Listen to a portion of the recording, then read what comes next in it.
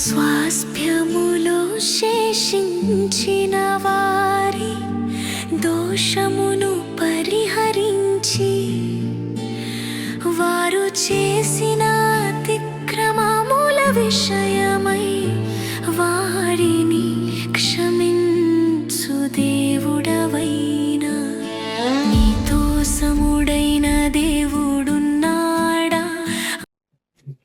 ప్రభునామంలో చేయవలసిన అందరికీ వందనములు. దేవుని వాక్యంలో నుంచి ఈరోజు మన వాక్య ధ్యాన నిమిత్తమై మీకా గ్రంథం 7వ అధ్యాయము 18వ వచనం చదువుకుని ధ్యానం చేద్దాం. తన స్వాస్థ్యములో శేషించిన వారి దోషమును పరిహరించి వారు చేసిన అతిక్రమముల విషయమై వారిని క్షమించు దేవుడువైన నీతో సముడైన దేవుడున్నాడా. ఆయన కనికరము చూపుటయంతో సంతోషించేవాడు కనుక నిరంతరము కోపముంచాడు. ప్రభు సహాయం కొరకు చిన్న ప్రార్థన చేసుకుని ధ్యానం చేద్దాం. ప్రేమ పరిపూర్ణమైన మా ప్రియ పరలోక తండ్రి, ఈ ఉదయకాల సమయం పరిశుద్ధ జీవముల దేవుడైన మిమ్మల్ని ఆరాధన చేసే విషయంలో మమ్మల్ని నడిపించినందుకై మీకు స్తోత్రాలు చెల్లిస్తుంటున్నాం. మీ సన్నిధిలో మేము ఉంటున్నాం ఆయన, అదే మాకు మహాభాగ్యము తండ్రి. పరిశుద్ధ జీవము కలిగిన సృష్టికర్త అయిన దేవుడుగా మీరు మా మధ్యలో ఉండి మమ్మల్ని నడిపిస్తున్నారు, మాతో మాట్లాడుతున్నారు, మా ఆరాధనను ఆగ్రహిస్తూ ఉన్నారు. మీకు స్తోత్రాలు చెల్లిస్తున్నాం ప్రభా. ఈ సమయమందు చదువుకున్న లేఖన భాగంలో నుంచి మీకు మహిమకరంగా మాకు దీవెనకరంగా ఉండాలని సహాయం చేయమని గత సంవత్సరం అంతా కాపాడినందుకే స్తుతిస్తూ యేసుక్రీస్తు ప్రభు పేరిట స్తోత్రములు చెల్లించుకుంటూ ప్రార్థిస్తున్నాము తండ్రి. ఆమేన్. ప్రభునామంలో చేరొచ్చిన అందరికీ వందనములు. మీకా గ్రంథంలో 7వ అధ్యాయములో 18వ వచనంలో తన స్వాస్థ్యములో శేషించిన వారి దోషమును పరిహరించి, ఈ వాక్య భాగంలో గాడ్స్ పార్డనింగ్ మెర్సీ అనేది మనం చూస్తూ ఉంటున్నాం. ఈ మీకా గ్రంథంలో 7వ అధ్యాయం 18వ వచనంలో ఈ గ్రంథంలో సారాంశం అంతటినీ కలిపి మీకా రాస్తూ వారు చేసిన అతిక్రమముల విషయమై వారిని క్షమించు దేవుడు అయిన నీతో సముడైన దేవుడున్నాడా అనేది మనం చూస్తున్నాం. నీతో సముడైన దేవుడున్నాడా. మీకా మీన్స్ గాడ్ ఆఫ్ యావే. హూ ఈస్ గాడ్ ఆఫ్ యావే? నీతో సమమైనటువంటి దేవుడున్నాడా అనే భావంతో మీకా పేరు ఉంది. ఈ పుస్తకాన్ని మీకా ముగిస్తూ అదే మాటనే తెలియచేస్తున్నట్టుగా మనం who is God like you? God is pardoning mercy God. What is pardoning mercy God? Always God delights in pardoning. Always God delights to show His mercy. దేవుడు ఎప్పుడు కూడా తన యొక్క కరుణను చూపించే దాంట్లో సంతోషించేవాడుగా ఉంటాడు.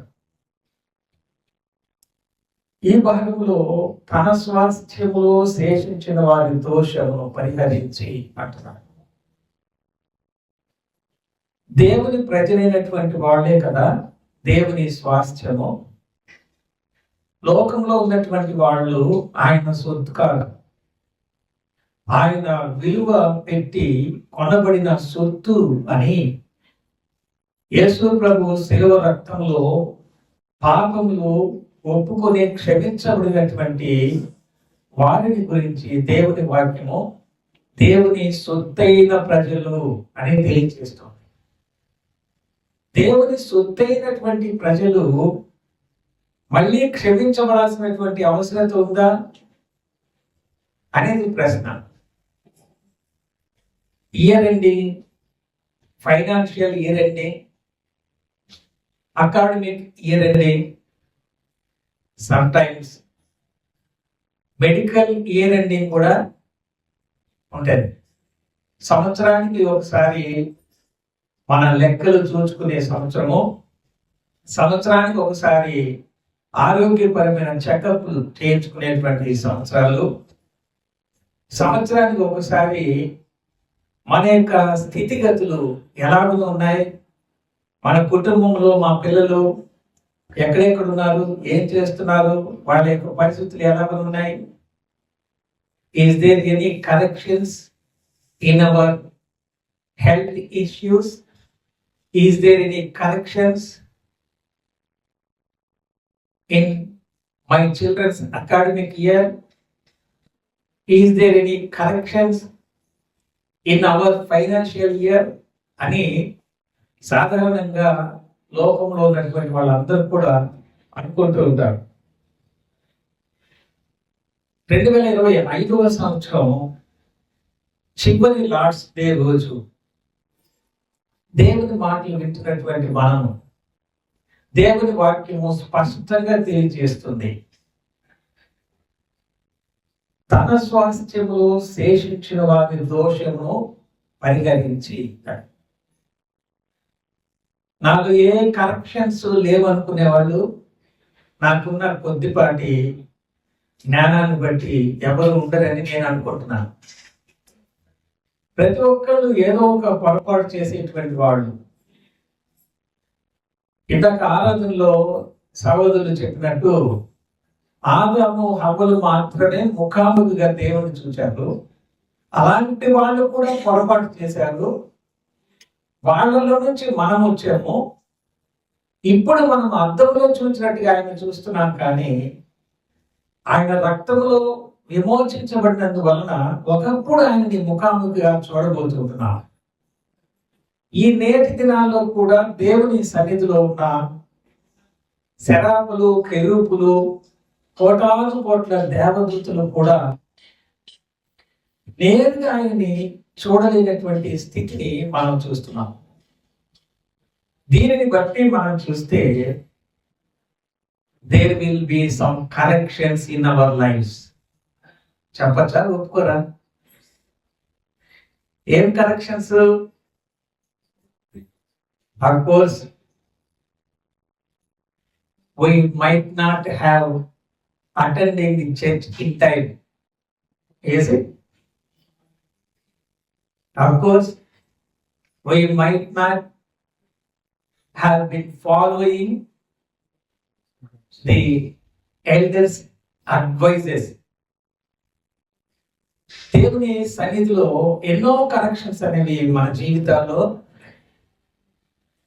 మాటలలో, చూపులలో, తలంపులలో, క్రియలలో ఎన్నో ఉంటాయి. కాబట్టి this is the best opportunity for us to correct ourselves in the presence of God while we are able to listening the word of God through his holy spirit. Because we are his inheritance. God's heritage is in us. He wants to correct his heritage. Because of that, he shows his pardoning mercy towards us. Pardoning mercy అంటే క్షమించే కరుణ కలిగినటువంటి దేవుడు. God always shows his pardoning mercy. You know what is the greatest sin in the world? Will you imagine? Will you say? The greatest sin is the rejection of the pardoning mercy of God. Do you know? అత్యంత ప్రమాదకరమైన గొప్పదైన పాపము భూమి మీద ఏదైనా ఉంది అని అంటే, కరుణ కలిగినటువంటి దేవుడు క్షమించే కరుణని చూపిస్తూ ఉన్నప్పుడు నాకు వద్దు అని చెప్పడమే, దానిని వ్యతిరేకించడమే అత్యంత ఘోరమైన గొప్పదైన పాపము. అంతేకాదు, అన్పార్డనింగ్ సిన్, అన్పార్డనబుల్ సిన్ ఏదైనా ఉంది అంటే rejection of his pardoning mercy. దేవుని యొక్క కరుణ కలిగినటువంటి క్షమా గుణాన్ని నాకు వద్దు అని చెప్పడం అనేది క్షమించరానటువంటి నేరము, పాపము అని చూస్తున్నాం. అందుకోసం నాతో కూడా కలుపుకొని మనమందరము we all should have examined ourselves while we are able to listen to the word of God, because the word of God will cleanse our inward positions. God wants inwardness, not outward. God looks inwards. మన అంతరంగాన్ని చూసేటువంటి దేవుడు దానిని correct చేయాలని కోరుకుంటున్నాడు. We can easily correct what we wear, our dresses, but we cannot correct our uttermost inward sin that should be corrected through the word of God. దేవుని వాక్యము ద్వారా మాత్రమే మన అంతరంగంలో మన మనస్సాక్షి మనకు దోషారోపణ చేస్తూ, పలాని పాపం ఉంది నీలో, పలాని బలహీనత ఉంది నీలో, నీవు దేవునికి లోబడటం లేదు, దేవుని వాక్యం చదవటం లేదు, ఆ వాక్య ప్రకారం నడవటం లేదు అని తెలియచేసినప్పుడు దేవుని వాక్యమే అలాంటి బలహీనతని, పొరపాటుని సరిచేయాల్సింది. కానీ మనంతట మనం వేసుకునే డ్రస్సు పొడవైనా పొట్టైనా సులభంగా దాన్ని సరిచేసుకునేటట్టుగా అంతరంగంలో ఉన్నటువంటి మలినాన్ని ఎట్టి పరిస్థితుల్లో ఎంత గొప్ప జ్ఞానవంతులైనా కూడా, సైంటిస్టులు అయినా కూడా కరెక్ట్ చేసుకోవడానికి వీలు. పొరపాటు చేశాను, తప్పు క్షమించండి అని బహిరంగంగా ఎవరికైనా మనం చెప్పవచ్చు, వాళ్ళు మనల్ని క్షమించవచ్చు. కానీ అట్ ది సేమ్ టైం మన అంతరంగంలో దేవునికి వ్యతిరేకంగా చేసినటువంటి ఆయన ప్రేమ, జాలి, కరుణ, క్షమించే గుణాన్ని వ్యతిరేకించి, తిరస్కరించి, మన మనస్సు నచ్చినట్టు మనము ప్రవర్తించి దేవుని దృష్టికి పాపం చేస్తే, అట్లాంటి దేవుని ఎదుగుతున్నటువంటి పాపాన్ని మనం సరి చేసుకోవాలంటే మన వల్ల కాదు. అది మనం గమనించాలి. ప్రతి ఒక్కరు దేవుని సన్నిధికి రావాల్సిందే. దేవుడు క్షమించేటువంటివి దేవుడే క్షమించాలి. మనుషులు క్షమించేటువంటివి మనుషులు సులభంగా క్షమించవచ్చు, క్షమించలేకపోవచ్చు. అన్న పొరపాటు మాట్లాడి దయచేసి క్షమించండి అంటే అప్పుడే క్షమించేస్తాడు ఆ సహోదరుడు. ఇద్దరు సమాధాన పడతారు, హ్యాపీగా లైఫ్ జీవిస్తారు. కానీ వీళ్ళిద్దరూ పైకి సమాధానం ఉన్నారు, కానీ అంతరంగంలో వీళ్ళిద్దరిలో దేవుని ఎదుటి చేసిన పాపం ఏదైనా ఉంది అనుకోండి, ఒకవేళ అది వీళ్ళిద్దరూ ఒడంబడిక పొందినందువల్ల క్షమాపణ రానే. కాబట్టి దేవునికి వ్యతిరేకంగా చేసిన పాపం అనేది లోకంలో ఏ మనిషినికి కూడా అర్థం కాదు, ఏ మనిషినికి కూడా బహిరంగంగా కనబడేటువంటిది. కాబట్టి దానిని కనిపించినటువంటి దేవుని దగ్గరనే స్పష్టంగా కనిపిస్తున్నటువంటి దేవుని వాక్యాన్ని చదువుకోవడం ద్వారా, ధ్యానం చేయడం ద్వారా, హృదయంలో క్రీస్తు సువార్త విని పశ్చాత్తాపంతో కూడినటువంటి దుఃఖము ద్వారా దేవుని దగ్గర ఒప్పుకున్నప్పుడు మన మనస్సులో దేవునికి వ్యతిరేకంగా అంటిన మలినము కడగబడుతుంది, పరిశుద్ధపరచబడుతుంది. ఆ సంతోషాన్ని we cannot compare with any kind of pleasures. దేవునితో సమాధాన పరచబడినప్పుడు వచ్చినటువంటి ఆనందాన్ని హృదయంలో దేవుడిచ్చినటువంటి సంతోషాన్ని, ఆ తేలికపాటుతనాన్ని లోకంలో ఏ విధమైనటువంటి సంతోషాలతో కూడా మనము పోల్చడానికి సరిపోదు అని ఇక్కడ అంటున్నాడు. కాబట్టి we are his heritage. God wants to correct us, to let us stand before his presence, which is most precious. ఆయన అతి పరిశుద్ధమైన సన్నిధిలో మనం నిలువబెట్టుకుని మనలో చూచి మనలో ఉన్నటువంటి కనిపించినటువంటి డాగులు, మచ్చలు, మలినము, పొరపాట్లు, ఏదైనా తప్పిదాలు ఉంటే వాటిని ఆయనే సరిచేసి, మనుషులు ఎవ్వరూ క్షమించలేనటువంటి నేరాలను ఆయనే క్షమించేటువంటి వాడుగా ఉన్నాడు అని మీకా రాస్తున్నాడు. Who is God like you అని భావంతో ఉన్నటువంటి మీకా ఇట్లా క్షమించేటువంటి పార్డనింగ్ మెర్సీ కలిగినటువంటి దేవుడు ఎవరైనా ఉన్నాడా అని చెప్పండి. మీకు ఎక్కడైనా జరిగితే లోకంలో వాళ్ళను సహించినటువంటి వాళ్ళు, మనమంటే నచ్చినటువంటి వాళ్ళు పూర్తిగా సిజరింగ్ చేసేస్తారు మనల్ని. తెలుసా మీకు అసలు?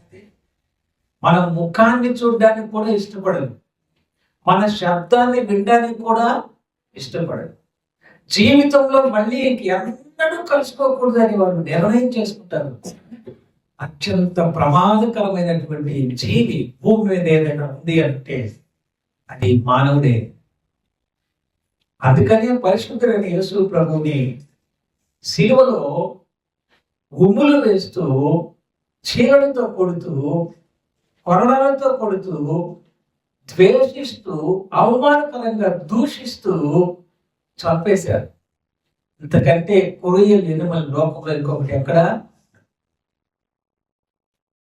కాబట్టి దేవుని వాక్యంలో మనల్ని మనం చూసుకుందాం ఒకసారి. మనం ఎదుటి వ్యక్తిని చూస్తాం, ఎదురు ఇంట్లో ఏమున్నాయో చూస్తాం, ఎదుటి వ్యక్తి జ్ఞానం ఎంత ఉందో పరిశీలనగా తెలుసుకుంటాం. ఆ వ్యక్తి ముఖాన్ని చూసి స్కూల్లో టీచర్ చెప్పేటప్పుడు సైకలాజికల్ గా ట్రైనింగ్ అయింది కాబట్టి ఎట్లా చెప్తే వాడు వింటాడని అర్థం చేసుకుని చెప్పగలగచ్చు. అని what about ourselves? Did you look at you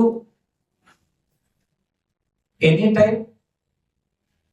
ఈరోజు మనం చూసుకున్నాం, మన హృదయాన్ని చూసుకున్నాం అంతే. ఈరోజు ప్రసంగం very little bit of message. This is the last Sundays sermon of 2025. Why? Because we should not follow the corruptions in the next 2020 year, which is New Year called.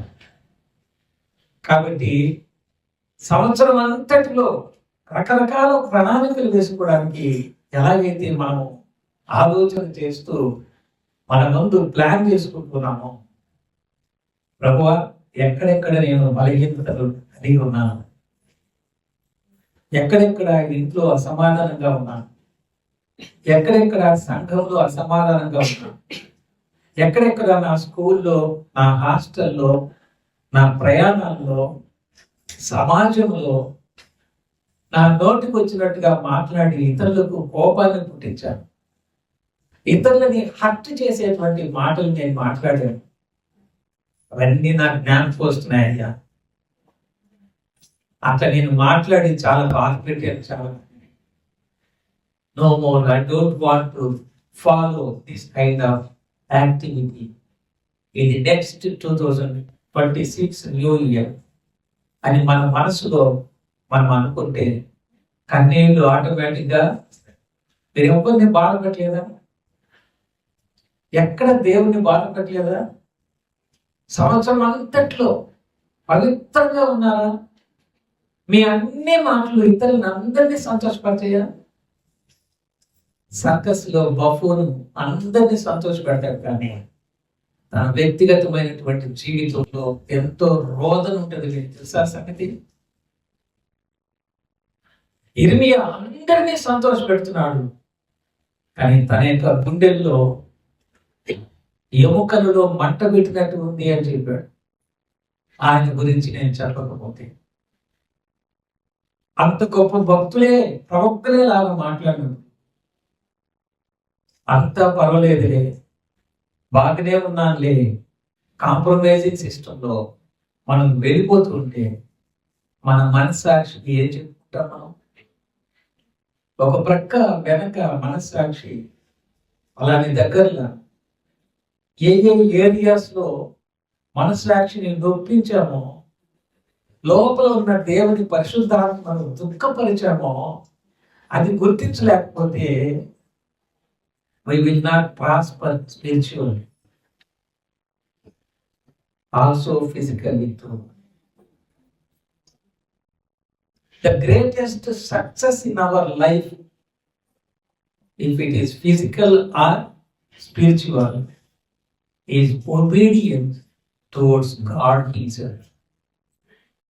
మనుషుల ఎదుట మనం వినయంగా ఎంతో ప్రయత్నం చేసినా దానివల్ల ప్రయోజనం లేదు. కానీ దేవునికి లోబడేటువంటి విషయంలో ఎప్పుడైతే మనం శ్రద్ధ తీసుకుంటామో అప్పుడు మాత్రమే శారీరకంగా కానీ ఆత్మీయంగా కానీ సక్సెస్ అనేది మనము చూడాలి. మీరు చూడండి, నేనైతే కొన్ని ఏరియాస్లో ఖచ్చితంగా చెప్పగలుగుతాను, ఎక్కడ చిన్న ప్రార్థన మనస్సులో అనుకున్నా కానీ నేను సక్సెస్ చూస్తాను. ఈ నేటి వరకు కూడా లోకము ద్వేషించిన, ప్రజలు ద్వేషించిన, శరీరం సహకరించకపోయినా, ఆరోగ్యం అర్ధాంతరంగా ఇబ్బందులు పెడుతూ ఉన్నా, ఏ క్షణంలో ఎక్కడ నుంచి మనసులో క్షణంలో నేను అనుకున్నా కూడా I can say God hears my prayer. He leads me in success. Of course, I may not project my success as you think, but I can say God leads me in successful spiritual life as well as physical life also. When you say like that, I just giving my testimony about my prayer life. Of course, it little bit. అది దేవుడు కోరుకుంటున్నాడు ఇక్కడ ఈ వాక్య భాగం ధ్యానం. అదే why God always having pardoning mercy? If that is correct, why did He not excuse me sometimes? We may ask. Nothing. As we rejecting His pardoning mercy, only we are not getting His pardoning mercy. Kindly understand this word. లోకంలో ఎప్పుడు జాలి, కరుణ, ప్రేమ చూపిస్తూనే ఉండేవాడు దేవుడు. God is nothing but love. ఆయన ప్రేమ అయినటువంటి దేవుడు, పక్కుగా ఉన్నటువంటి దేవుడు. ఆయనే మన మధ్యకు వచ్చాడు. యేసుక్రీస్తు అనే పేరుతో పుట్టి పాపం లేకుండా జీవించి మనకు దేవుడు అంటే ఎట్లా ఉంటాడో చూపించి, ఎట్లా క్షమాపణ పొందాలో చూపించి, ఎలాగ తప్పించుకోవాలో నేర్పించి, దాన్ని అంతా సిద్ధం చేసి, పాపాలు ఎలా పోగొట్టుకోవాలో, ఎట్లా పశ్చాత్తాపడాలో కూడా చూపించి, ఆయనే మనను ఆకర్షించి, ఆయన రక్తంలో విమోచించి రక్షించి, ఇలాగ రక్షించిన తర్వాత నా సొత్తు మీరు, నా స్వాస్థ్యం మీరు అని చెప్పి పొరపాట్లు చేసిన తర్వాత కూడా ఆయన అదే క్షమాగుణాన్ని మన పట్ల చూపిస్తున్నా అంటే బోర్ని ఆడవాలనిపిస్తుంది. ఎంత ప్రేమ చూపించడానికి వాట్ ఇస్ ది రీజన్ అని మొత్తుకోవాలి మనం. కానీ విర్రవీగి అతిశయంతో గర్వంతో దేవుని మాటలు చెప్పాలన్నా, దేవుని పాట పాడాలన్నా, వాయిద్యాలు వాయించాలన్నా, క్రైస్తవ కుటుంబంగా జీవించాలన్నా, ఇరుగుపోరు వారి మధ్యలో నా అంతటి వాడు లేరనేటువంటి పరిస్థితి మనసులో ఉంచుకుని జీవించే క్రైస్తవ కుటుంబాలైనా వాస్తవికమైనటువంటి ఒబీడియన్స్ నేర్చుకోవడం వల్ల కొన్నిసార్లు మనం దేవుని సంతోషపరచలేనటువంటి వాళ్ళ.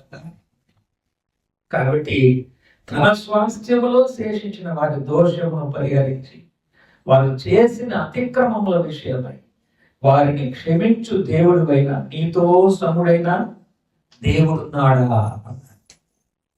కాబట్టి we cannot compare our God with anybody and anything or image. He himself is the God of pardoning mercy. Though his heritage goes to sin sometimes, he is not leaving his heritage. He is again and again showing his pardoning mercy. We should recognize his pardoning mercy. Today, if there is any corrections in our heart, we have to obey the word of God and kneel down before his precious presence and confess our inner, invisible, sinning nature. ఆయనతో సమమైనటువంటి దేవుడు ఇంకొకడు లేడు అని ఇక్కడ చూస్తా ఉంటున్నాం. కాబట్టి మన యొక్క అంతరంగాన్ని ఒకసారి పరిశీలన చేసుకోవాలి. ఆయన కనికరము చూపుడు యందు సంతోషించువాడు కనుక నిరంతరము కోపముంచాడు. His angry is a minute, but his kindness is throughout the life. He delights in showing the pardoning mercy. కనికరం చూపుడు చేయండి. ఆ కనికరము క్షమించే కనికరం చూపించేది అంటూ ఆయన సంతోషించే. ఎందుకు దేవుడు క్షమిస్తూనే ఉన్నాడు అనంటే మనల్ని చూచి మన యొక్క పరిస్థితులను చూచి కాదు. Because he delights to show his pardoning. ఆయన కనికరాన్ని చూపించే దాంట్లో సంతోషిస్తున్నాడు కాబట్టి కనికరం చూపిస్తున్నాడు మనకు. If we reject his pardoning mercy, we cannot pardon from any other sources. దేవుని యొక్క కనికరం క్షమించే గుణాన్ని గుర్తించినప్పుడు మాత్రమే మనం క్షమాపణ పొందుతాం. At the same time please remember, whoever rejects his pardoning mercy will face the judgment of God.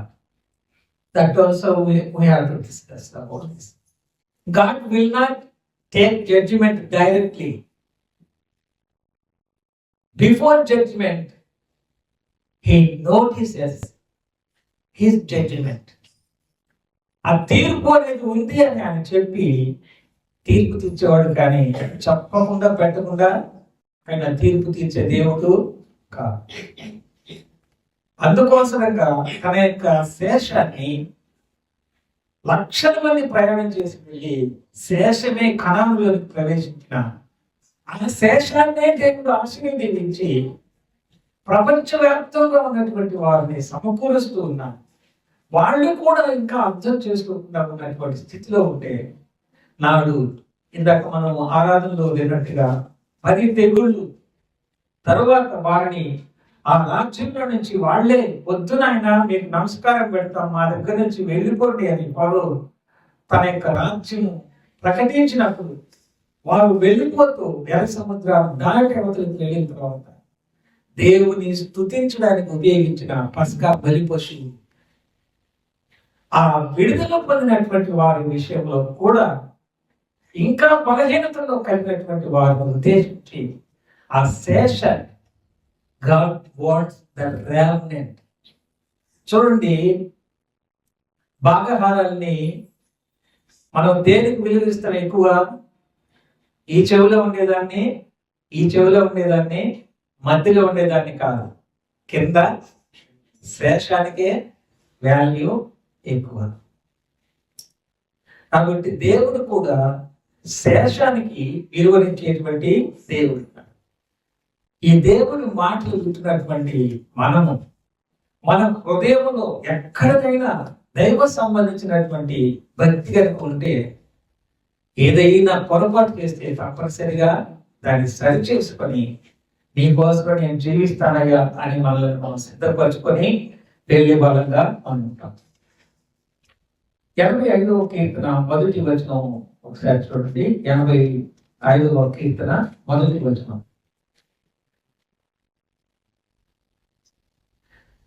యెహోవా, నీవు నీ దేశం ఎడల కటాక్షము చూపి ఉన్నావు. చెరగిపోయిన యాకోబు సంతతిని నీవు వెనుకకు రప్పించి ఉన్నావు. నీ ప్రజల దోషము పరిహరించి ఉన్నావు. వారి పాపమంతయు కప్పివేసి ఉన్నావు. No more I will remember, no more అంటున్నాడు దేవుడు. ఎన్నటికీ నీ పాపాలని జ్ఞాపకం చేసుకో. కప్పివేశాడు. దేంతో కప్పివేశాడు? యేసుక్రీస్తు ప్రభు అనే శరీరం అనే ద్వారా పరిశుద్ధ స్థలంలోని ప్రవేశం కదా. యేసు ప్రభు రక్షణ వస్త్రముతోటి మనల్ని కప్పివేశాడు. తండ్రైన దేవుడు మనల్ని చూచి మన ఆరాధన అంగీకరిస్తున్నాడంటే నథింగ్ బట్ జీసస్ హిమ్సెల్ఫ్. ఆయన పరిశుద్ధమైన వస్త్రంతో మనల్ని కప్పాడు. దేవుడు మనల్ని చూస్తే మన పాపాలు కనబడడం లేదు, ఆయన మర్చిపోతూ ఉన్నాడు.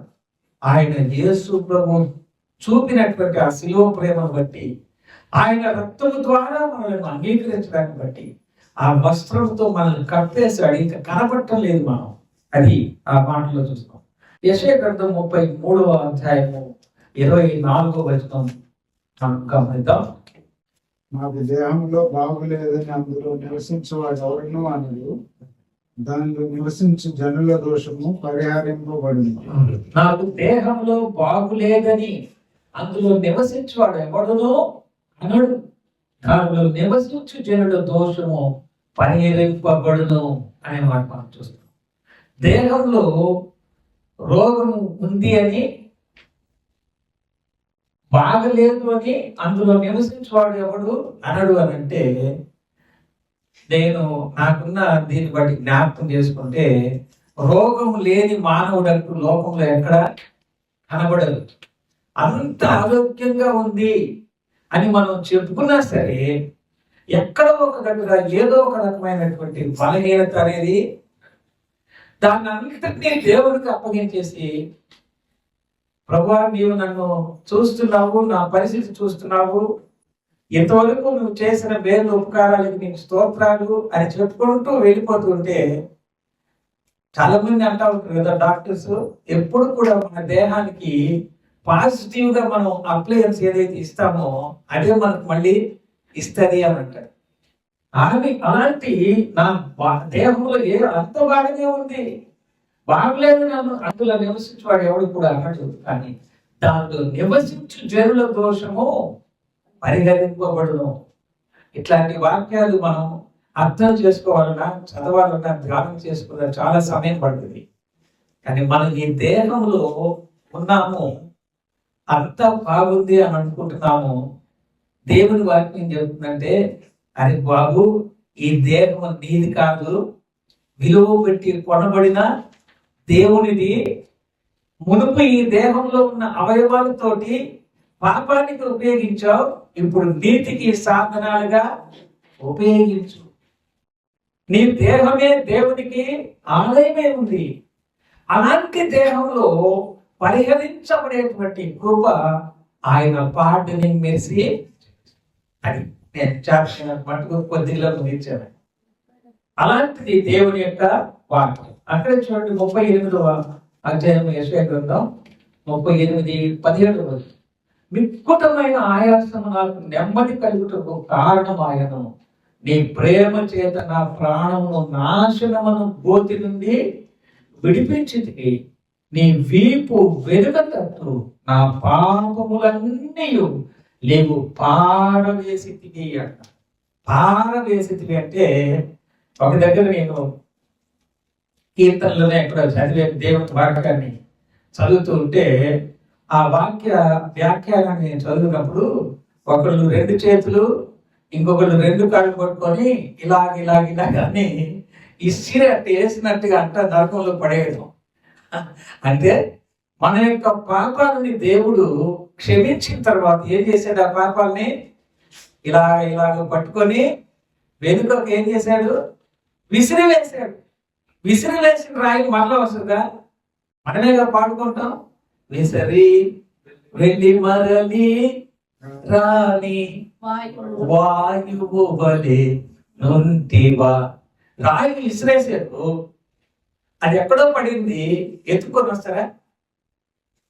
ఎవరైనా ఎతికి తీసుకొని రాగలరా?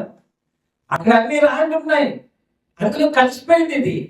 అలాగునా అన్ని పాపాలే ఉన్నాయి, వాటిలో ప్రత్యేకంగా అంటూ ఏమీ లేదు. ఆ పాపాలలో అందరి పాపాలలో మన పాపాన్ని కూడా దేవుడు ఏం చేశాడు? విసిరివేశాడు. కప్పివేయడం ఒక వంతు, అసలు విసిరివేయడం అంటే ఇంకా మళ్ళీ తీసుకోవడానికి. అందుకనే సిలువలో ఆయన ప్రాణాన్ని నీళ్ళ వరే పారబోసాడనేటువంటి అనుభవాన్ని మనం చూస్తాం. కనుక మన జీవితాల్లో ఆ శేషాన్ని దేవుడు రక్షిస్తూ తన స్వాస్థ్యంలో ఉన్నటువంటి వాళ్ళు పవిత్రతను కోల్పోయినప్పుడు ఆయన విడిచిపెట్టకుండా వెంబడించి క్షమించే కృపను చూపించే దేవుడు అని మనం చివరిగా ఒక వచనం చదివి మనం ముగించుకున్నాం. హెబ్రీయులకు రాసిన పత్రిక 8వ అధ్యాయము 12వ వచనం. నేను వారి దోషముల విషయమై దయగలిగి వారి పాపములను ఇకను ఎన్నడూ జ్ఞాపకం చేసుకున్నానని ప్రభువు సెలవిచ్చుచున్నాడు. చూడండి, వారి దోషముల విషయమై దయగలిగి. మనం తప్పు చేస్తే తల్లిదండ్రులుగా మన పిల్లల గురించి మనం కొడతామా?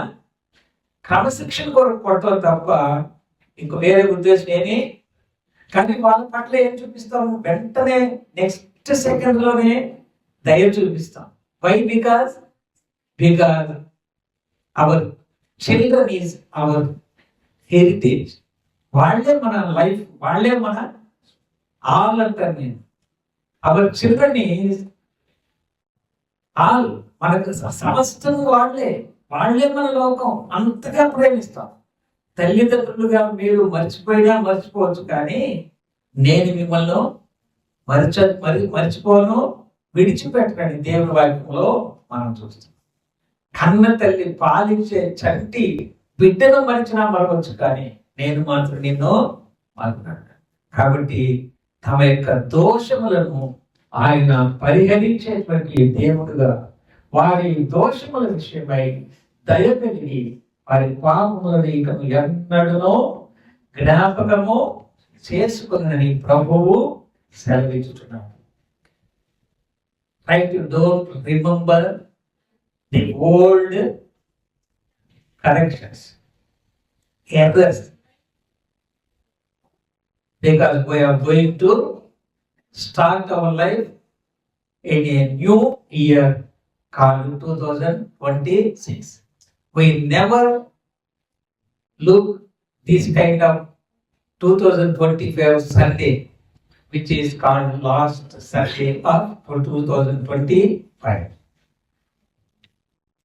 ఇది మనం తీసుకొని మన యొక్క హృదయంలో ఏదైనా పొరపాటు ఉంటే తీసివేసుకొని క్రొత్త సంవత్సరంలో క్రొత్త దుస్తులతో క్రొత్త తలంపులతో మనము ఆరోగ్యంతో, మంచి ఆయుష్కాలంతో, సంతోష సమాధానాలతోటి, సమృద్ధి అయినటువంటి మరి ఆహార పదార్థాలతో, రోగమే లేని ఆరోగ్యమైన దేహంతో దేవుని సేవించాలని కోరుకుంటామో, అలాగే మన హృదయంలో ఏమైనా బలహీనతలు దేవుని వాక్యపు వెలుగులో తన దాసుల ద్వారా మనకు దేవుడు తెలియజేసుకుంటే దాన్ని ఒప్పుకొని విడిచిపెట్టి ఏం చేయాలి మనం? దేవుడు ఏమన్నాడు ఇప్పుడు చివరి వచనంలో? ఆయన ఎన్నడూ కూడా జ్ఞాపకం చేసుకోరు. కాబట్టి మనం కూడా వాటిని జ్ఞాపకం చేస్తాం. ఎవరైనా మన మీద పొరపాట్లు చేస్తే 50 సంవత్సరాల తర్వాత కూడా ఆ పొరపాటుని ఎత్తి మాట్లాడే వాళ్ళ లోకంలో చూస్తారు, కానీ దేవుడు అంట మళ్ళీ జ్ఞాపకం చేసుకునేవాడు. దేవుని పిల్లలుగా మనం కూడా అలాంటి పరిశుద్ధమైనటువంటి హృదయాన్ని కలిగి మనం ముందుకు సాగడానికి ప్రభు మనకు సహాయం చేయగలరు. నాకు ఈ సమయం వచ్చిన దేవుని దాసుకి మీ ఓపికతో దేవుడి మాట విన్నందుకు అందరికీ వందనాలు. తన స్వాస్థ్యములో శేషించిన వారి దోషమును పరిహరించి వారు చేసిన అతిక్రమముల విషయం